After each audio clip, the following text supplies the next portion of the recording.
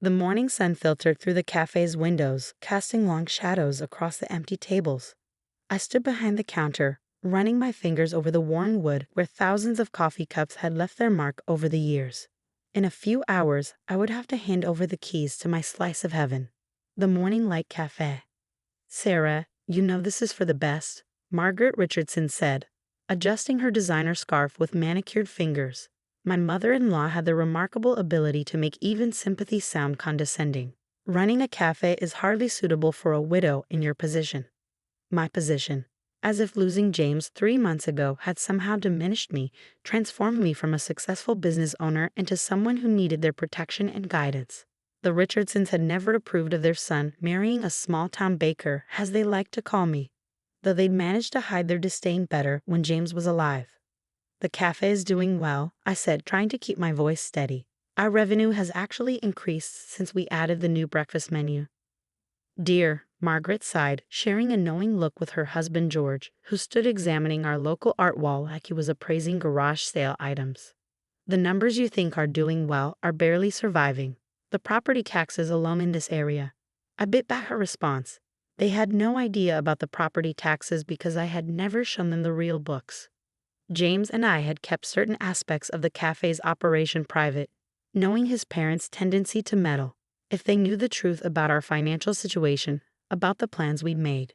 But James was gone now, taken by a sudden heart attack at 34, and his parents had spent the last 3 months systematically dismantling everything we built together.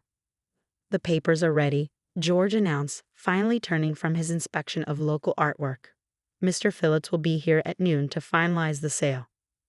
Mr. Phillips, their family lawyer who had appeared with suspicious speed after James's death, armed with documents showing that the Richardsons had some claim to the cafe through a complex web of family trust agreements. I still wasn't sure how they'd managed it, but they'd made it clear that fighting them would cost more than I could afford. "I need to finish packing," I said, turning away to hide the tears threatening to spill. The storage room still held boxes of James's things, recipes we developed together, photos of our early days when the cafe was just a dream, the special roasting equipment he'd surprised me with on our last anniversary. "Don't worry about any of that," Margaret said briskly. "We'll have people handle the clearance. You should focus on finding alternative employment." The way she said it made it clear she had something specific in mind. Probably the receptionist position at George's law firm that she'd been none too subtly suggesting. A respectable job, as she put it. I waited until they left before allowing myself to break down. Sliding down behind the counter, I pulled out the worn leather notebook James and I had used to plan our future. Inside, behind the recipe notes and profit projections, was a letter from the city planning department dated just 2 weeks before James died. "Dear Mr. and Mrs. Richardson," it began, "regarding your inquiry about the proposed downtown development project.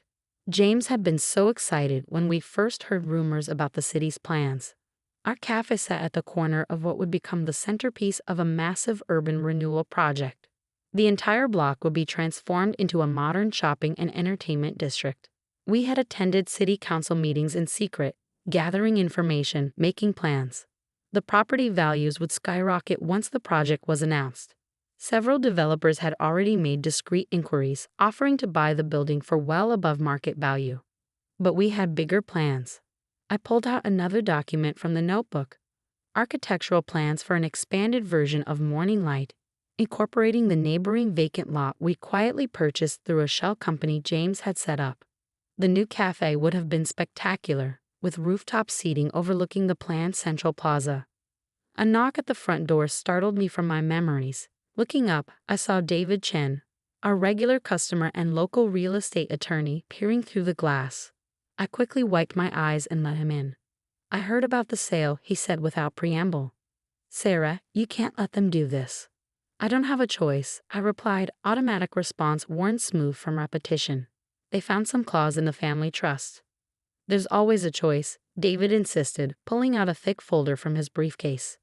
"I've been looking into the property records. The way they're trying to claim ownership through the trust is questionable at best." "If you let me help." I shook my head. "I can't afford a legal battle, David. They'd drain me dry before we ever got to court." He started to argue but stopped, noticing something in my expression. David had been more than just a customer over the years. He'd become a friend, someone who understood the subtle dynamics at play. "There's something you're not telling me," he said slowly. I glanced at the clock, 10:45 a.m.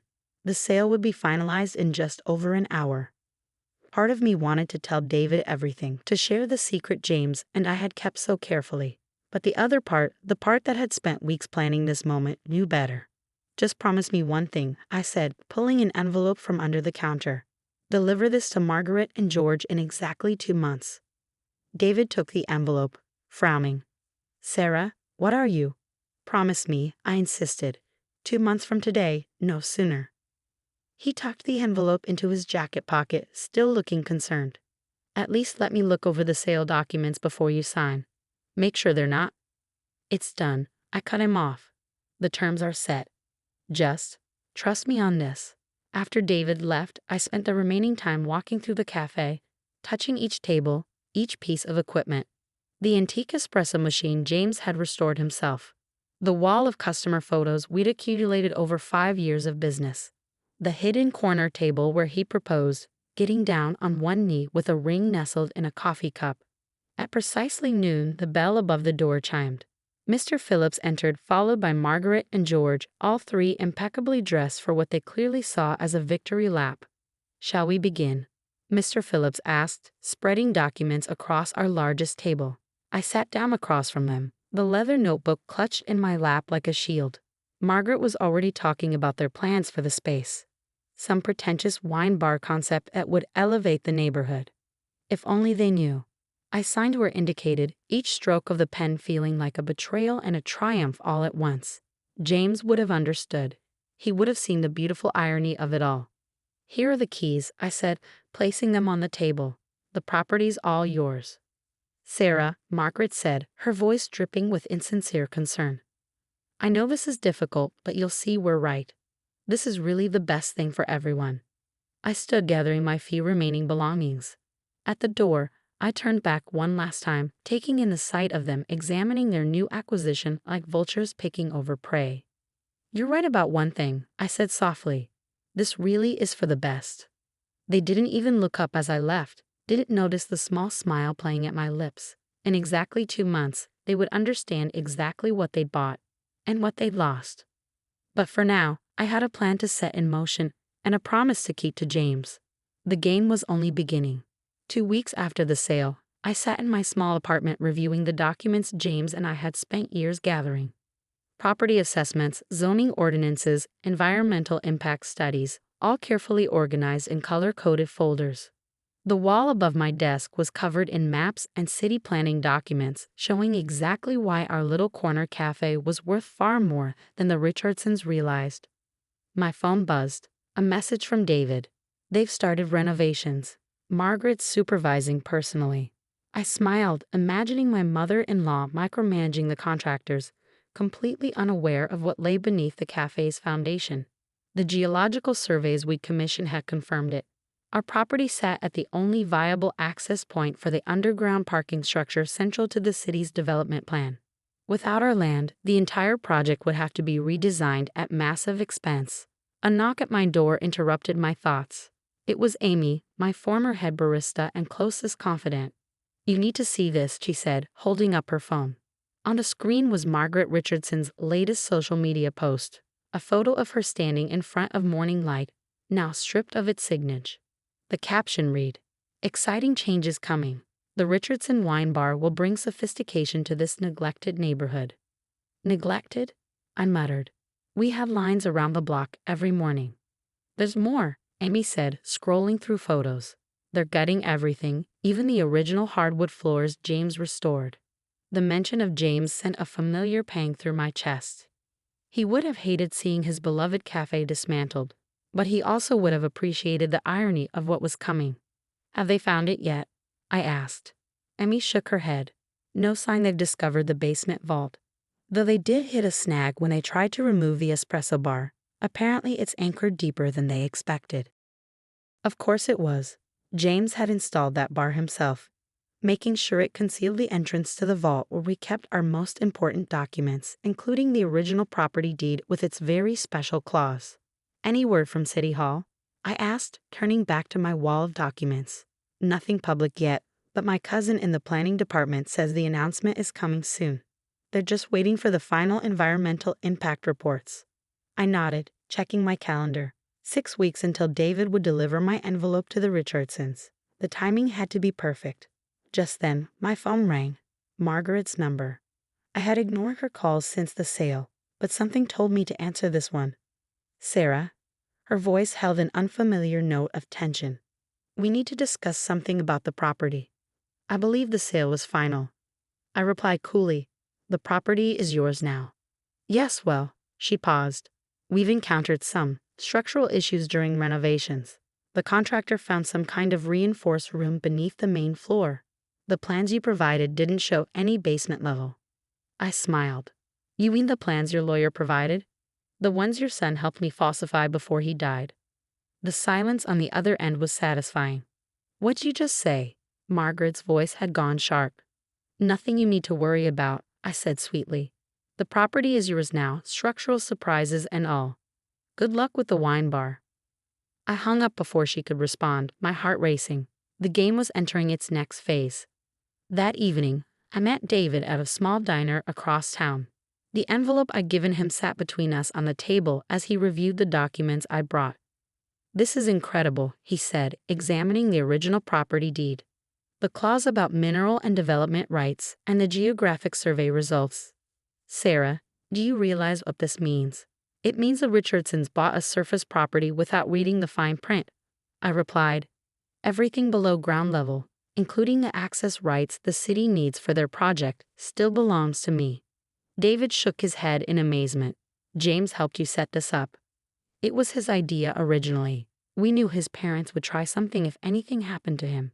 They never could accept that he chose a different path from their plans. I thought back to the days when James first told his parents he was leaving their law firm to open a cafe with me. The look of disgust on George's face, Margaret's tears and accusations. They had spent years trying to control him through the family trust, never realizing he was always one step ahead. The city will announce the development project next week, David said, checking his phone. Once they do, property values in the area will skyrocket. The Richardsons will think they've hit the jackpot. Until they try to sell, finished, and discover they can't without my approval. The development can't proceed without the underground access rights, and those belong to me. They'll fight it, David warned. They have resources, connections. And I have this, I said, pulling out one final document, a letter in James's handwriting, dated just days before his death. It detailed everything: his parents' attempts to control him through financial manipulation, their threats when he refused to fall in line, and most importantly, his decision to protect our future by separating the property rights. 2 more weeks, I said, glancing at the calendar. Then the envelope gets delivered. The next few days passed in a blur of preparation. Through Amy's network of loyal customers, I kept tabs on the Richardsons' renovation progress. They had finally discovered the vault, but the reinforced door had stymied their attempts to open it. Margaret was apparently furious, convinced I was hiding something valuable inside. She wasn't wrong, but she was looking in the wrong direction. 1 week before the envelope's delivery date, the city made its announcement. The downtown development project was unveiled with great fanfare. A $1 billion investment that would transform our quiet neighborhood into a bustling urban center. Property values doubled overnight. Real estate agents began circling like sharks, making offers on any available space. The Richardson social media exploded with self-congratulatory posts about their investment vision in acquiring the cafe. I watched it all from my apartment, adding each new development to my wall of evidence. The city's plans now included detailed renderings of the underground parking structure, accessible only through our property. Engineers had confirmed there was no alternate route that wouldn't require demolishing historic buildings. Then came the call I'd been waiting for. Ms. Mitchell. The voice belonged to Daniel Morgan, chief developer for the city project. We need to discuss the property at 425 Oak Street.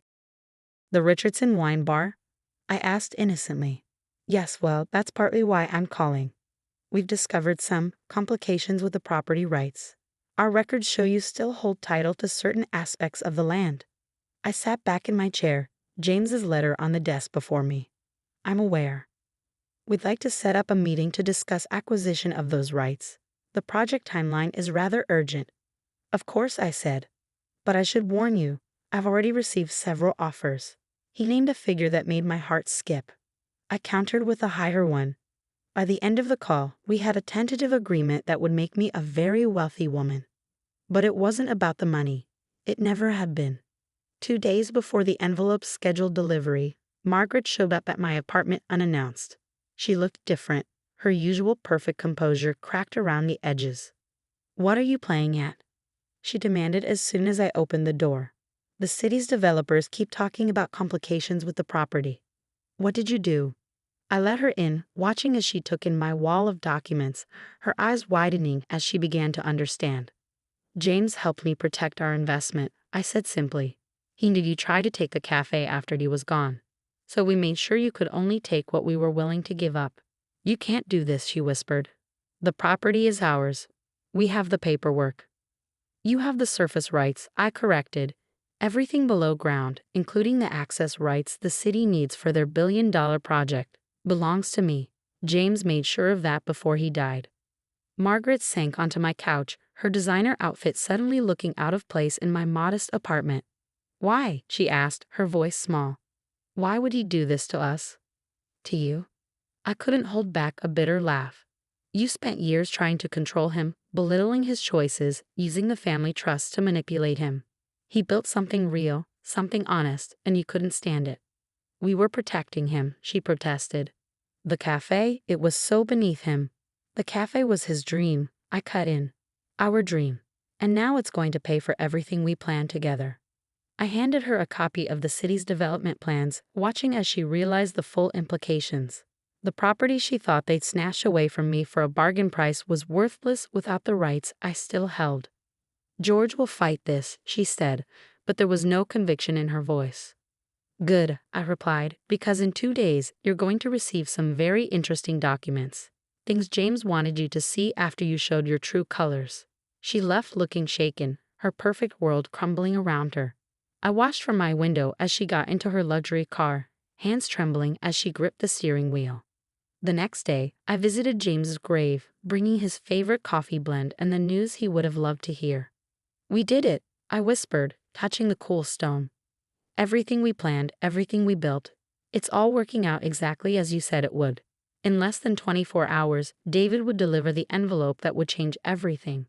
Inside were copies of every document proving the Richardsons' manipulation, James's letter detailing their threats, and most importantly, proof that he had outsmarted them one final time. The game was almost over, and justice was about to be served in ways they never saw coming. The morning David was scheduled to deliver the envelope, I sat in his office watching the security feed from the Richardsons' law firm on his laptop. At precisely 9 a.m., he walked into their plush reception area, envelope in hand. "They're all gathered in the conference room," he told me through our phone connection. "George, Margaret, their lawyers, even some of the senior partners."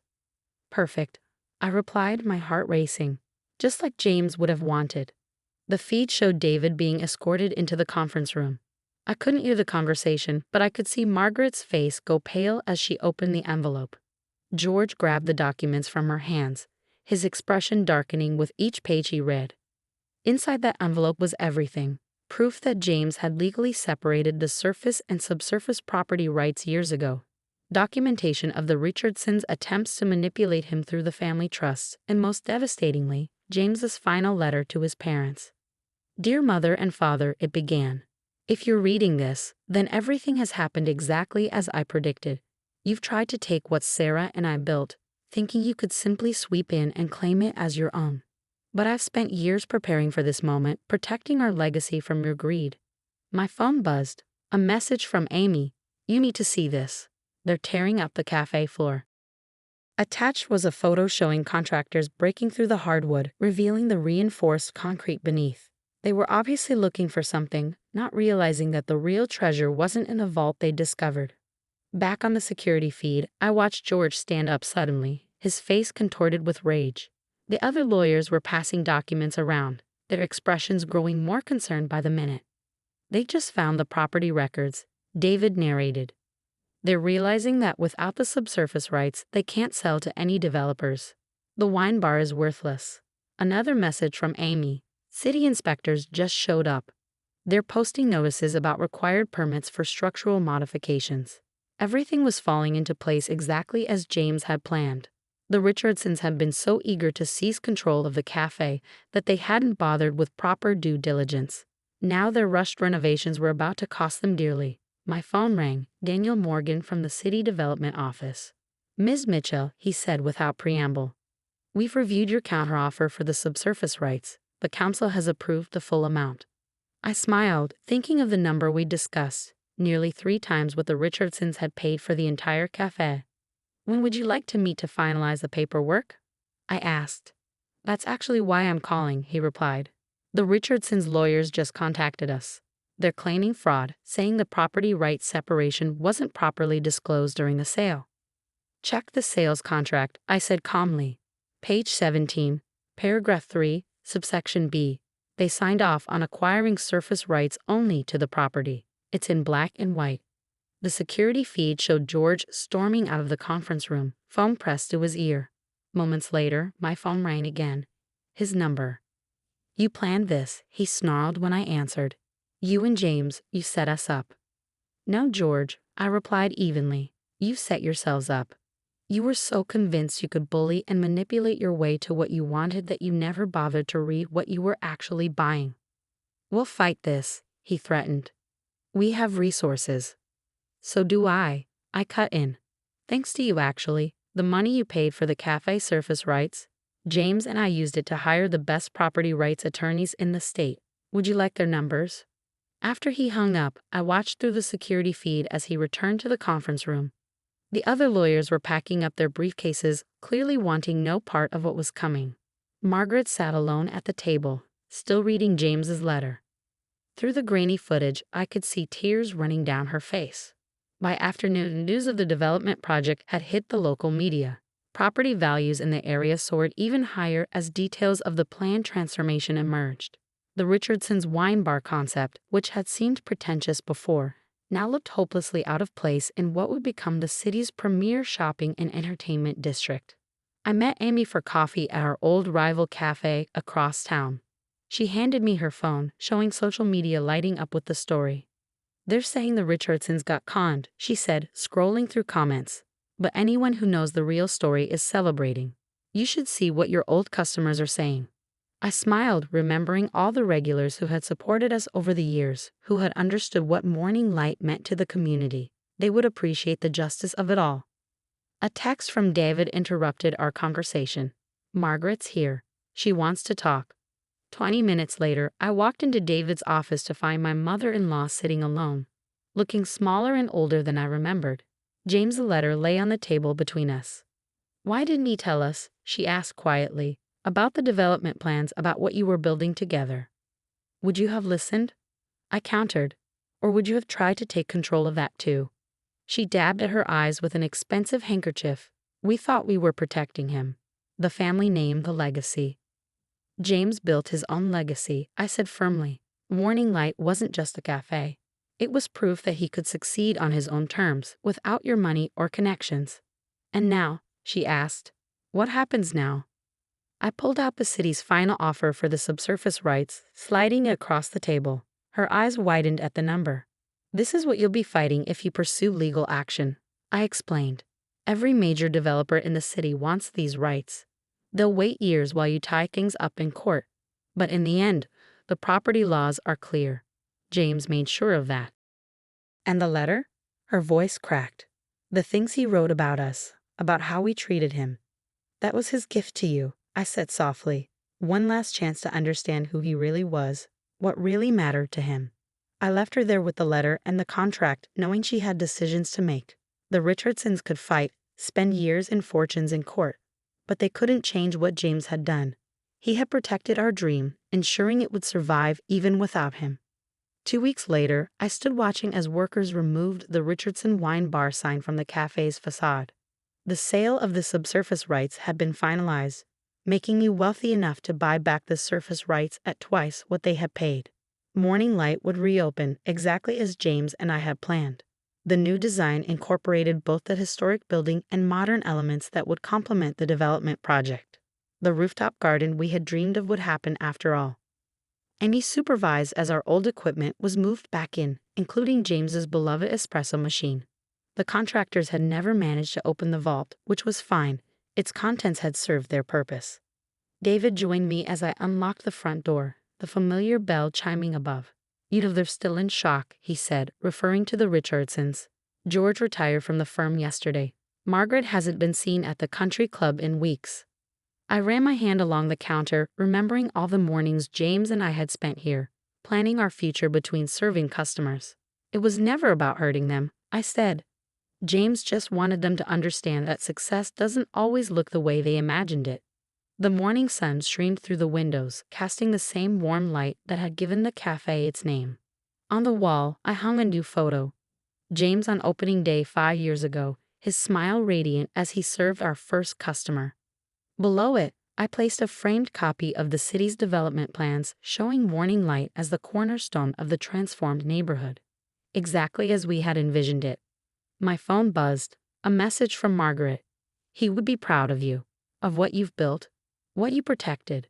Maybe it was a start. Maybe understanding comes in small moments, in realizations that arrive too late but matter anyway.